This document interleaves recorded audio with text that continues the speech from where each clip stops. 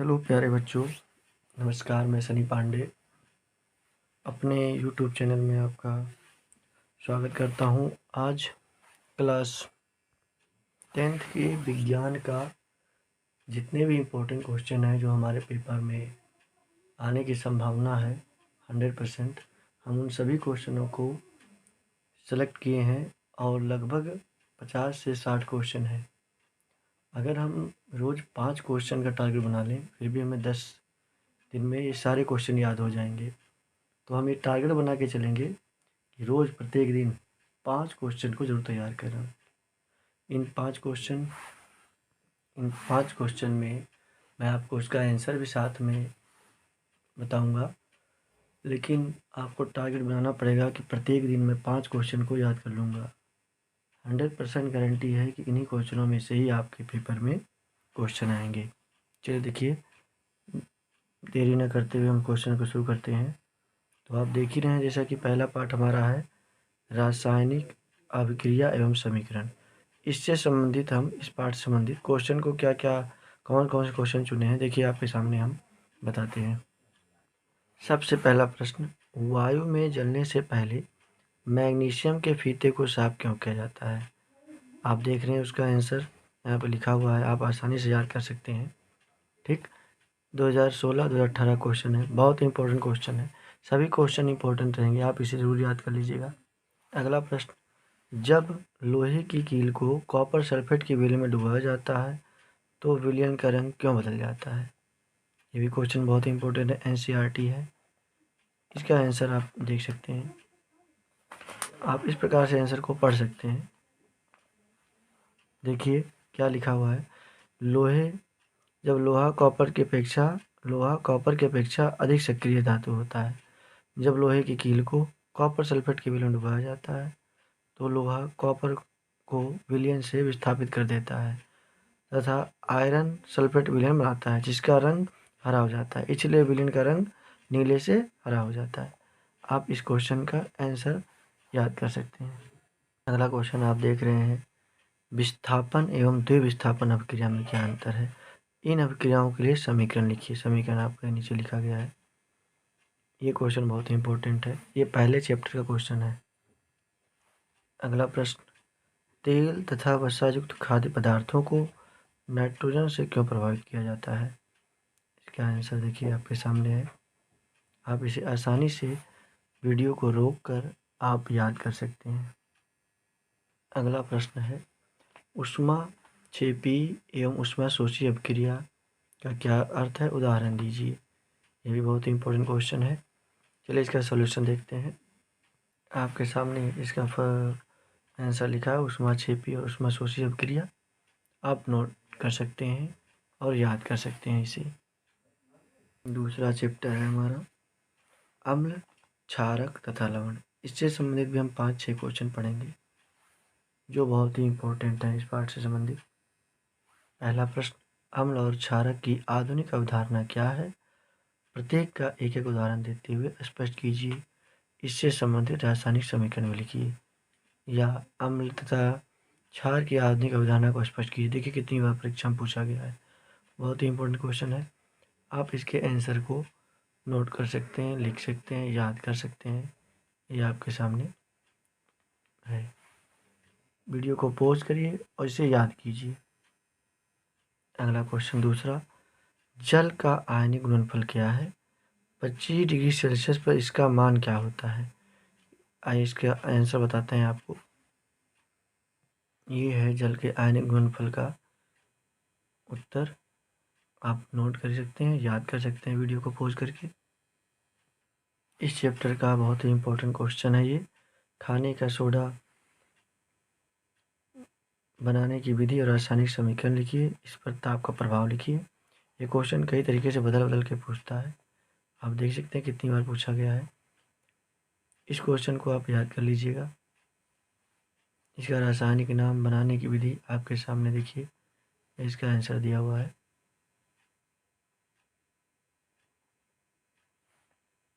आप इसे नोट कर सकते हैं, याद कर लीजिए। अगला प्रश्न, बेकिंग सोडा बनाने की 2 विधि और समीकरण भी, इसका नाम भी, रासायनिक नाम भी, ये भी हमें याद करना है। ये क्वेश्चन भी हमें बहुत इम्पोर्टेंट है। क्या? धावन सोडा बनाने का रासायनिक समीकरण, इसका उपयोग, ये दे रखा है।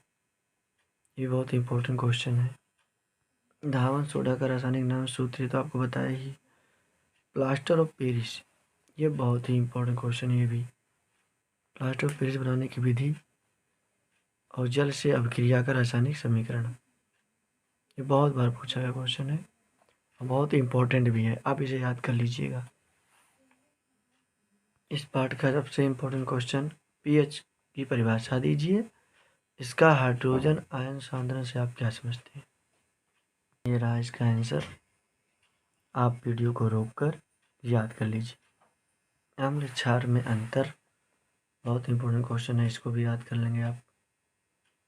देखिए, जो भी अंतर दिया हुआ है आपके सामने हम ला रहे हैं, आप इतने को याद कर लीजिएगा, अम्ल क्षार का अंतर। अब इस पार्ट का लास्ट क्वेश्चन, केवल रासायनिक समीकरण देना रहता है। बेकिंग पाउडर से धावन सोडा, अमोनिया क्लोराइड से अमोनिया, बेंजक चूर्ण से क्लोरीन, सोडियम क्लोराइड से सोडियम बाइकार्बोनेट, जिप्सम से प्लास्टर ऑफ पेरिस, इन सभी का समीकरण ये यहाँ पे दिया हुआ है। आप इन सभी को नोट कर लीजिए, बहुत इंपॉर्टेंट है, इनमें से एक न एक आता ही है हर साल। अगला चैप्टर धातु और अधातु, तीसरा केमिस्ट्री का तीसरा पार्ट में देखेंगे कौन कौन से प्रश्न इंपॉर्टेंट हैं। इस पार्ट का सबसे अधिक इम्पोर्टेंट क्वेश्चन, सबसे ज़्यादा इम्पोर्टेंट क्वेश्चन है खनिज और अयस्क में अंतर। बहुत इम्पोर्टेंट है, इसका सॉल्यूशन आपके सामने हम ला रहे हैं। ये देखिए, इतना आपको याद करना है, खनिज और अयस्क में अंतर। आप वीडियो को रोक कर पढ़ लीजिए एक बार इसको। दूसरा सबसे इम्पोर्टेंट है निस्तापन और भर्जन में अंतर क्या है, उदाहरण देकर समझाइए। देखिए, इसका आंसर भी आप रोक कर जो है आप इसे याद कर सकते हैं। वीडियो को पहले रोक दीजिए, उसके बाद इसको एक बार पढ़ लीजिए। बहुत ही इम्पोर्टेंट क्वेश्चन है इस चैप्टर का। अगला क्वेश्चन, अयस्कों का सांद्रण क्यों आवश्यक है, समझाइए। ये भी बहुत इंपॉर्टेंट क्वेश्चन है, आप भी इसे पढ़ लीजिए। इस पार्ट का लास्ट क्वेश्चन जो बहुत इम्पोर्टेंट है, कॉपर की छड़ को सिल्वर नाइट्रेट के विलयन में डालने पर कुछ समय के बाद इसका रंग नीला क्यों हो जाता है। देखिए, आप वीडियो को पहले रोक दीजिए, उसके बाद आप इसे याद करेंगे। ठीक, अगले चैप्टर केमिस्ट्री का अगला चैप्टर कार्बन तथा उसके यौगिक के बारे में पढ़ना है। ठीक, इसके मोस्ट इम्पोर्टेंट क्वेश्चन को देखेंगे और ये बहुत ही इम्पोर्टेंट चैप्टर है ना। इसमें आपको अधिक मेहनत करना है क्योंकि बहुत क्वेश्चन आते हैं इससे।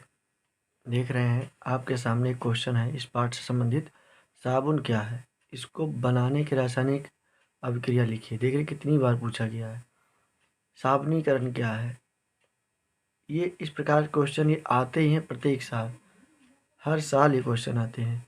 इसका सलूशन आप लोग देखिए, वीडियो को रोककर आप इसे ज़रूर याद कर लीजिए, साबुन क्या है और इसका समीकरण। ठीक, दूसरा सबसे ज़्यादा इम्पोर्टेंट क्वेश्चन, सजातीय श्रेणी की परिभाषा दीजिए और इसका उदाहरण भी दीजिए। देखिए, आपके सामने उत्तर लिखा हुआ है, आप इसे नोट करके याद कर सकते हैं। उसके बाद अगला क्वेश्चन, क्रियात्मक समूह क्या है, किन्हीं चार क्रियात्मक समूह का सूत्र लिखिए। देखिए, आपके सामने चार क्रियात्मक समूह, एल्कोहल, एल्डिहाइड, कीटोन, कार्बोक्सिलिक अम्ल, इन सभी का सांकेतिक रूप में लिखा है। अगला क्वेश्चन, संतृप्त और असंतृप्त हाइड्रोकार्बन से आप क्या समझते हैं। ये भी बहुत ही इंपॉर्टेंट क्वेश्चन है, वीडियो को पॉज करके आप इसे भी याद कर सकते हैं। ये आपके सामने कुछ क्वेश्चन है एनसीईआरटी एग्जाम्पल के हैं जो बहुत ही इंपॉर्टेंट हैं, आप इन्हें ज़रूर याद कर लीजिएगा। हाइड्रोकार्बन क्या है, उदाहरण दीजिए। संतृप्त और संतृप्त हाइड्रोकार्बन की बीच संरचना को लिखिए। क्रियात्मक समूह किसे कहते हैं। देखिए, इन सभी का आंसर ये लिखा हुआ है, आप इसे वीडियो पॉज करके याद कर लीजिए। इतना समय नहीं कि मैं एक एक करके बताऊं, है ना। आप इसे याद कर लीजिए, जो भी क्वेश्चन में आपको दिक्कत होगा आप कमेंट में कर दीजिएगा, मैं उसके बारे में बताकर वीडियो बना दूंगा, आपको समझा दिया जाएगा। क्रियात्मक समूह के बारे में देखिए,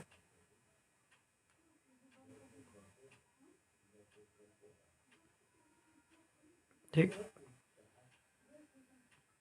अब इनके IUPAC नेम जो बहुत इम्पोर्टेंट है, आते हैं आपके परीक्षा में 1 नंबर के। तो 4 ये और भी हैं कई सारे। देखिए, आप इसे वीडियो को पॉज करके अपने रफ में बनाने का प्रयास कीजिए। अब इसका मैं आंसर बताऊंगा अभी। आप रोक कर आप इसे पॉज करके, वीडियो रोक कर आप इसे नोट कर लीजिए। कुल इतने ही आपको याद करने हैं बस। ये रहा आपका आंसर जो हमने देखा IPSC, उसका नाम ये रहा। इन सभी को आप नाम लिखेंगे तो मिलाएंगे, सही है गलत आप इसे मिला सकते हैं। क्या होता है जब, ये आता है जो मैंने टिक लगा रखा है, बहुत इंपॉर्टेंट है, उसे ज़रूर याद कर लीजिएगा। एक तरफ से आप नोट करते चलिए, अगर आप जानते हैं तो आप याद करते चलिए। अब ये 7 तक आपका लिखा हुआ है, उसके आगे देखिए, ये सभी क्वेश्चन बहुत इंपॉर्टेंट हैं, आप इसे ज़रूर याद कर कीजिए। देखिए, ये एक नए क्वेश्चन है, ये NCERT एक दे रखा है, एथेनॉल से एथेनोइक अम्ल में परिवर्तन कैसे करते हैं। ये सभी क्वेश्चन को आप ज़रूर बना लीजिए कि ये सारे बहुत इंपॉर्टेंट है। अब इनके उत्तर को देखिए, ये है इनके उत्तर।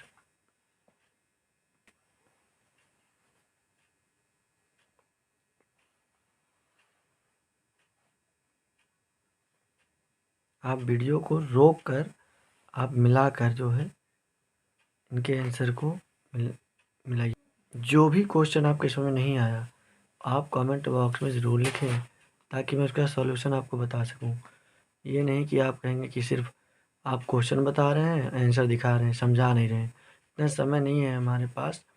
आप जो है जो भी क्वेश्चन प्रॉब्लम हो, आप जो है पहले उसको लिखिए और मुझे जो है कमेंट बॉक्स में कमेंट कीजिए, मैं उसके लिए वीडियो बनाऊंगा। अगला पार्ट केमिस्ट्री का देखते हैं, तत्वों का वर्गीकरण। इस लास्ट पार्ट को हम केमिस्ट्री को देखते हुए फिजिक्स की ओर आएंगे हम। सबसे महत्वपूर्ण क्वेश्चन, मेंडलीव का मूल आवर्तीय नियम क्या है, स्पष्ट कीजिए। ठीक, देखिए आंसर, आप वीडियो को रोकिए और एक बार इसको पढ़िए। पढ़ने के बाद आप पुनः इसे बार पढ़िए और इसे याद कर लीजिए।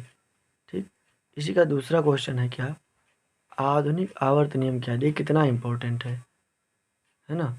इसे वीडियो पहले पॉज कीजिए, मोस्ले साहब ने क्या बताया था इसके बारे में, है ना। आप इसे याद कीजिए पॉज करके वीडियो को। विकर्ण संबंध बहुत इंपॉर्टेंट क्वेश्चन है, विकर्ण संबंध, इसे आप याद कर लीजिए। वीडियो को पॉज करके पहले पढ़िए आप इसे, इसके आंसर को। आप देख रहे हैं विकर्ण संबंध क्या होता है, द्वितीय आवर्त के कुछ तृतीय आवर्त के विकर्ण, द्वितीय आवर्त के तृतीय आवर्त के, देख रहे हैं विकर्ण संबंध। उसके बाद आधुनिक आवर्त नियम क्या है, दीर्घ आवर्त सारणी के प्रमुख विशेषता या 4 प्रमुख विशेषता, ऐसा कुछ आता है। तो 4 प्रमुख विशेषता क्या है मैं आपको बताता हूँ, पहले आप इसे नोट कीजिए और इसे एक बार पॉज करके पढ़िए, नोट नहीं कर रहे हैं तो। ये रहा 4 विशेषता, देखिए आप एक विशेषता को रोक कर पढ़िए, है ना। 5 विशेषता आपके सामने है, 6 विशेषता। इन विशेषताओं को आप रोक कर पढ़िए और याद कीजिए, बहुत इंपॉर्टेंट है ये क्वेश्चन। ये बहुत ही इंपॉर्टेंट क्वेश्चन है, इसका अभी सॉल्यूशन आपको बताया गया था। मेंडलीव की आवर्त सारणी के गुण तथा दोष का संक्षेप में उल्लेख कीजिए। तो आइए इनके गुण दोष को देखते हैं। तो मेंडलीव की आवर्त सारणी के दोष देखिए क्या है, परमाणु भार के बढ़ते क्रम में परिवर्तन। उसके बाद क्या है, समस्थानिकों संभारकों का स्थान, अक्रिय गैसों का स्थान, तत्वों का मूल लक्षण, ये इनके दोष हैं। ये दोष के बारे में हम पढ़ेंगे। बायोलॉजी, इसमें आपको कुल 5 चित्र को बनाना है। पहला चित्र मानव पाचन तंत्र का, देखिए वीडियो को पॉज करके आप बनाने की कोशिश कीजिए, इनके 5 से 6 भागों को आप याद कीजिए। पहला चित्र तो ये। दूसरा चित्र देखिए, मानव हृदय का आंतरिक संरचना है ये, दूसरा चित्र ये आपको तैयार करना है। तीसरा चित्र आपको मानव वृक्क की आंतरिक संरचना को बनाना है। चौथा आपको पुष्प का अनुदैर्घ्य काट का चित्र बनाना है। पांचवा जो मोस्ट इम्पोर्टेंट है वो है नेफ्रॉन, ये चित्र आपको बनाना है। इन 5 चित्रों को आप जरूर बना लीजिएगा। बायोलॉजी में कुल हमें 5 से 6 अंतर संबंधित क्वेश्चन पढ़ना है, जो एक ना एक 100% है, आएगा ही आएगा। पहला देखिए, श्वसन तथा दहन में अंतर। पहले वीडियो को रोकिए, उसके बाद इसको पहले याद कीजिए आप लोग। दूसरा, श्वसन को समझाइए। उसके बाद वायवी या अवायवी, या फिर इसको दूसरे तरीके से देगा ऑक्सी अनॉक्सी। बहुत इंपॉर्टेंट, देख रहे हैं कितनी बार पूछा गया, एनसीईआरटी प्रश्न भी है। और इसका अंतर देखते हैं। वीडियो को रोक करके सबसे पहले इसको आप याद कीजिए। अंतर है श्वसन और श्वासोच्छ्वास में अंतर। इसे आप वीडियो पॉज के इसको भी याद कीजिए। रुधिर और लसिका में अंतर। वीडियो को पॉज करके सबसे पहले आप इसे याद कीजिए। धमनी और शिरा में अंतर। जो लास्ट में है वो बहुत ही इंपॉर्टेंट, लक्षण प्रारूप और जीन प्रारूप, फिनोटाइप जीनोटाइप में अंतर। बहुत इंपॉर्टेंट है ये भी, इसे याद कर लीजिएगा आप लोग। अब मैं बायोलॉजी में उन क्वेश्चनों को बताता हूँ जो 100% है, वो आते ही हैं हर एक साल। देखिए पहला क्वेश्चन, मेंडल के नियम को लिखिए, आनुवांशिक नियम की विवेचना कीजिए। ये दीर्घ उत्तरी है, ये बहुत इंपॉर्टेंट है। आप इसे अपने नोटबुक जो भी आप सामग्री रखें याद करने वाले, उससे ज़रूर याद कर लीजिएगा इसके आंसर को। दूसरा सबसे इम्पोर्टेंट क्वेश्चन, परिवार नियोजन किसे कहते हैं? मानव जनसंख्या वृद्धि को रोकने का उपाय को बताइए। जो भी आपके नोटबुक हैं उनसे आप इनके आंसरों को लिखकर ज़रूर याद कर लीजिएगा, क्योंकि अब जो बता रहे हैं वो बहुत ही इम्पोर्टेंट क्वेश्चन है और ये हर साल परीक्षा में आते हैं। अगला क्वेश्चन जो बहुत ही इम्पोर्टेंट है, निषेचन क्या है? इसी क्वेश्चन को बार बार पढ़ देता। देखिए 2020 में भी क्वेश्चन पूछा गया था, हर एक साल ऐसा क्वेश्चन है ये कि प्रत्येक साल ही पूछा जाता है भैया। उत्सर्जन, उत्सर्जन से आप क्या समझते हैं? ये देखिए नेफ्रॉन, बहुत इम्पोर्टेंट क्वेश्चन है ये। इसमें ये वाला चित्र बनेगा, याद रखिएगा, बहुत इम्पोर्टेंट क्वेश्चन है ये, आप इसे नोट कर लीजिएगा। और इसकी जो भी आप सामग्री रखें, आंसर शीट जो भी है अपने नोटबुक से, उससे याद कीजिएगा। अगला क्वेश्चन, पादपों में खाद्य पदार्थों का स्थानांतरण किस प्रकार होता है? यह क्वेश्चन भी बहुत इंपॉर्टेंट है। अगला क्वेश्चन, मूल रोम द्वारा जल का अवशोषण किस प्रकार होता है? चित्र की सहायता से समझाइए। विसरण क्रिया तथा रसारोहण क्रिया को समझाइए। ये भी क्वेश्चन बहुत इंपॉर्टेंट है, आप इसके आंसर को देखिए, पहुँच करके आप याद कर सकते हैं। वाष्पोत्सर्जन किसे कहते हैं? ये भी बहुत इम्पोर्टेंट है, आप इसके प्रयोग को इस प्रकार से हम दिखा सकते हैं।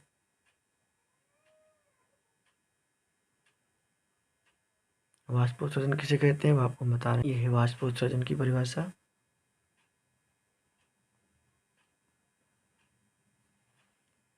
रुधिर के 4 कार्य, ये बहुत इंपॉर्टेंट क्वेश्चन है। 4 कार्य आप देखिए यहाँ पर दिया गया है, आप इसे वीडियो को पॉज करके याद कर लीजिए। और मानव रुधिर की संरचना और इसके कार्य, ये भी यहाँ दिया हुआ बहुत इंपॉर्टेंट क्वेश्चन है, ये भी आप इसे याद कर सकते हैं वीडियो को पॉज करके। इनके 4 कार्य इसमें भी हैं। क्वेश्चन और भी इम्पोर्टेंट है कि प्रयोग द्वारा सिद्ध कीजिए कि प्रकाश संश्लेषण के लिए प्रकाश और कार्बन डाइऑक्साइड क्यों आवश्यक है। ये आप प्रयोग इसका देख रहे हैं।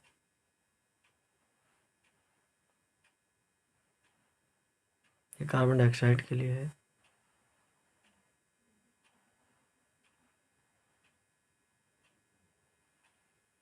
सबसे ज़्यादा इम्पोर्टेंट क्वेश्चन, मनुष्य के पाचन तंत्र का सचित्र वर्णन कीजिए। बहुत इम्पोर्टेंट है, इसे आप अपने नोटबुक से ही नोट करके आप लिखेंगे, बहुत इम्पोर्टेंट है ये। चलिए एक क्वेश्चन और देख लेते हैं, अग्नाशय की संरचना तथा कार्यों का वर्णन।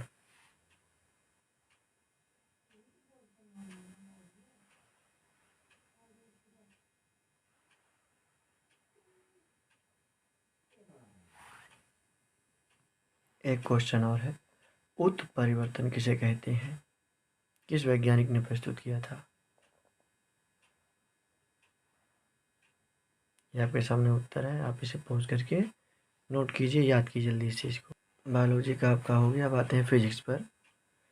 प्रकाश का परावर्तन तथा अपवर्तन, इसके बारे में देखते हैं कौन कौन से क्वेश्चन इंपॉर्टेंट है फिजिक्स में हमारे। पहला प्रश्न तो आपका ये है, उत्तल दर्पण तथा उसके फोकस के बीच वस्तु के बनने वाली स्थिति को प्रकृति को किरण आरेख के द्वारा समझाइए।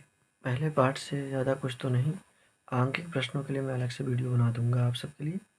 दूसरा पार्ट देखिए, मानव नेत्र, रंग बिरंग संख्या, इसका 2 क्वेश्चन है, दोनों में से एक हर साल पूछता है। देखिए कौन सा। एक तो पूछेगा निकट दृष्टि दोष, इसे कहते हैं निवारण कारण। देखिए इसका उत्तर मैं आपको बता रहा हूँ, ये देखिए निकट दृष्टि दोष, इसका कारण, इसका निवारण देख लीजिए। इसका दूसरा प्रश्न ये रहा आपके सामने। इन दोनों में से एक ना एक प्रश्न जरूर पूछता है परीक्षा में, या तो निकट दूरदृष्टिता या दूरदृष्टि, इस बात को याद रखिएगा। इसका उत्तर देख लीजिए, ये 100% है।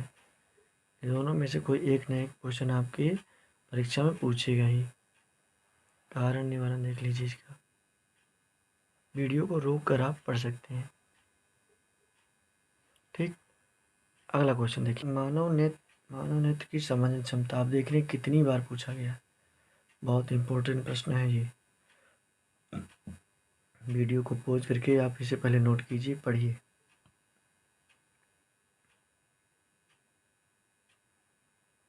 देखिए उत्तर आपके सामने है। अगला है, मानव नेत्र के प्रमुख भागों का वर्णन कीजिए, चित्र के द्वारा बताइए। बहुत इंपॉर्टेंट है, चलिए इसका आंसर मैं आपको बता देता हूँ। मानव नेत्र का चित्र आप इसे ज़रूर बनाइए।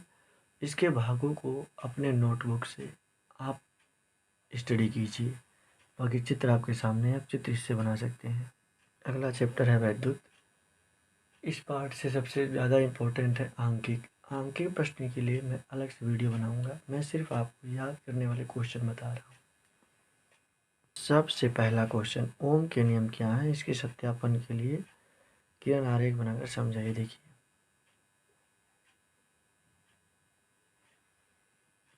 ये ओम के नियम है, आप इसे नोट कर सकते हैं। अगला जो मोस्ट इम्पोर्टेंट क्वेश्चन है, वाट की परिभाषा दीजिए, किलोवाट घंटा जूल में संबंध बताइए।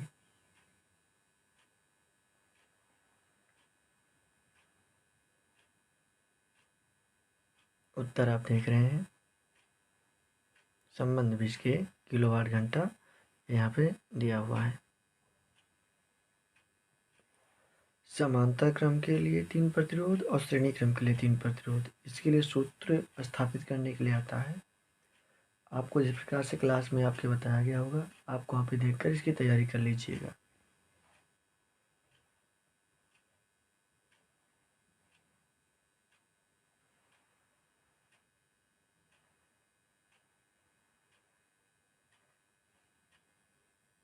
अगला चैप्टर, वैद्युत धारा का चुंबकीय प्रभाव, इसके क्वेश्चन हम देखेंगे। इस चैप्टर में कुल 3 प्रश्न आपको याद करने हैं, जो बहुत ही इम्पोर्टेंट है। पहला क्वेश्चन आपके सामने है, विद्युत मोटर के कार्यकारी सिद्धांत क्या है। इसके कई प्रकार से क्वेश्चन पूछे जाते हैं, जैसे देखिए ये विद्युत मोटर का नामांकित चित्र बनाइए, कितनी बार पूछा गया देख लीजिए। कार्य विधि समझाना रहता है, ऊर्जा रूपांतरण कैसे होता है ये समझाना है आपको। देखिए आप इसके सिद्धांत के बारे में आपको नोट कर लेना। देखिए सिद्धांत, इसका संरचना देखते हैं, ये इसकी संरचना।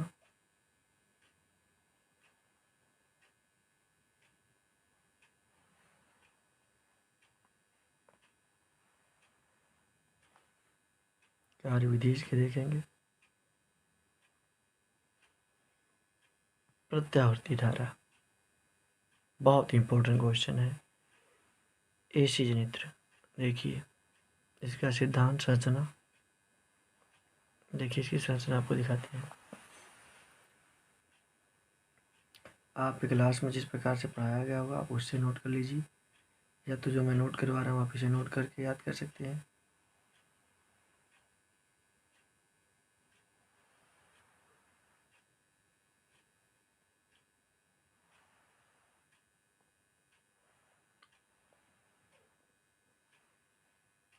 तीसरा जो सबसे इम्पोर्टेंट क्वेश्चन है वो डायनमो क्या है।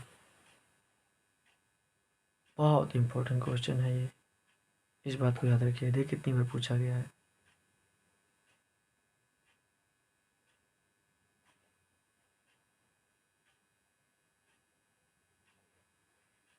अभी कई छोटे क्वेश्चन हैं, जैसे फ्लेमिंग के बाएं हस्त के नियम हो गए, विद्युत मोटर उजनित्र में अंतर हो गया।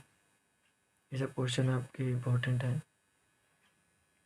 वीडियो को रोक कर आप इसे याद कर सकते हैं। अगला जो पार्ट है वह ऊर्जा का स्रोत। इससे भी 2-3 क्वेश्चन हम चुनेंगे। पहला तो ऊर्जा के आदर्श स्रोत के क्या गुण होते हैं, ऊर्जा का उत्तम स्रोत किसे कहते हैं। उसके बाद ऊर्जा के परंपरागत स्रोत पर टिप्पणी कीजिए। देखिए आपके सामने आंसर हमने लिख रखा है, दिया हुआ है सॉरी। अब आप इसे देखकर याद कर सकते हैं वीडियो को रोककर। अगला पार्ट है हमारा पर्यावरण। इसके बारे में देखते हैं कौन सा क्वेश्चन है। जैव निम्नीकरण पदार्थ और गैर जैव निम्नीकरण पदार्थ में अंतर। पर्यावरण पर कृषि प्रक्रमों के कुछ हानिकारक प्रभाव।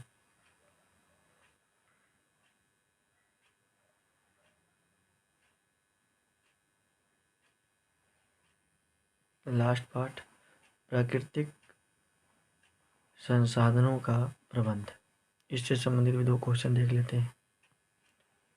अक्षीय संसाधन तथा अक्षशील संसाधन में अंतर देख रहे हैं आप।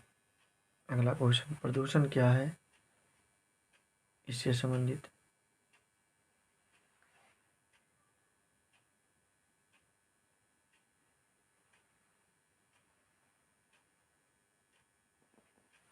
बस आज का वीडियो यहीं तक। वीडियो देखने के लिए बहुत बहुत धन्यवाद आपका। आप इसे रोज अध्ययन करें। नमस्कार।